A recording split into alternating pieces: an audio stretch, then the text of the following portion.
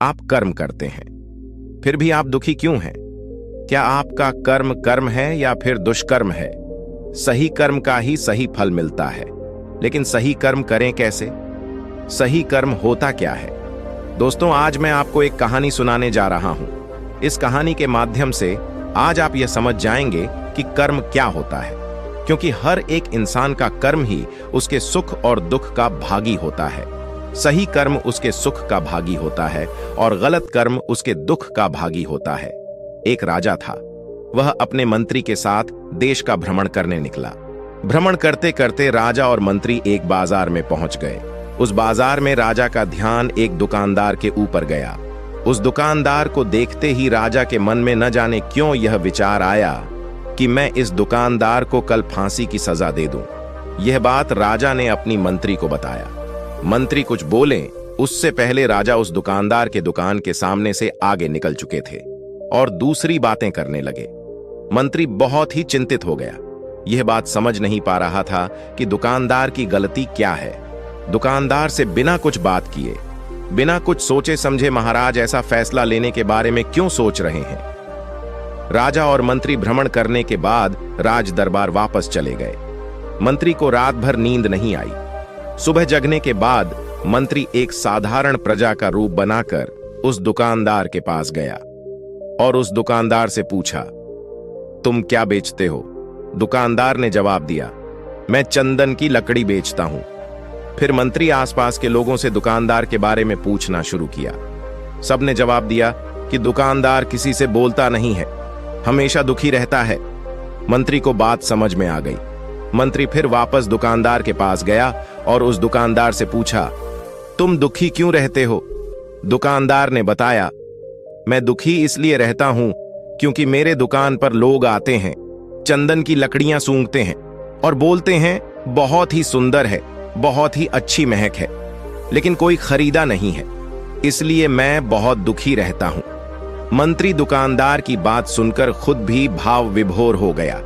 कोई भी दुकानदार दुखी क्यों ना हो अगर उसके दुकान का कोई भी सामान खरीदा ना जाए, जबकि सामान में कोई कमी ना हो।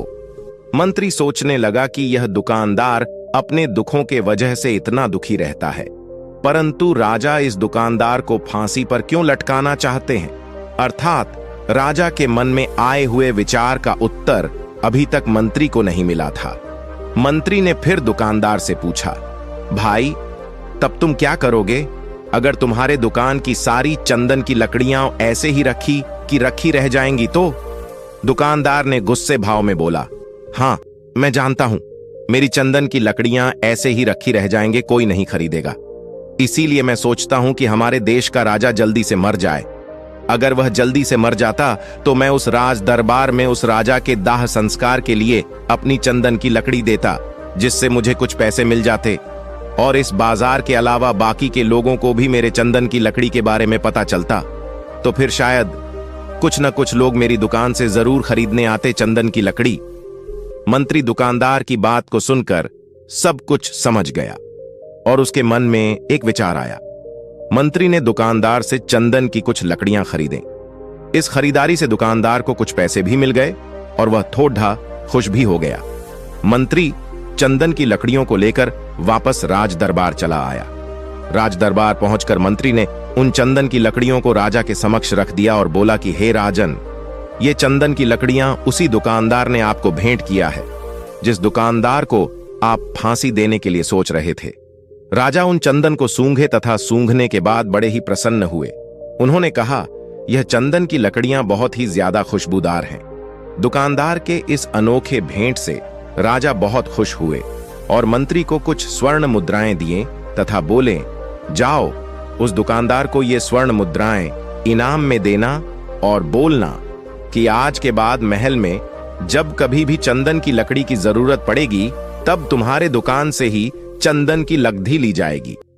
मंत्री जी मुस्कुराने लगे तथा यह सोचने लगे कि अब तो राजा के मन में उस दुकानदार को फांसी देने का विचार आ ही नहीं सकता, क्योंकि अब तो हमेशा राज दरबार के लिए चंदन की लकड़ियों का इंतजाम की जिम्मेदारी उस दुकानदार को जो मिल गई है।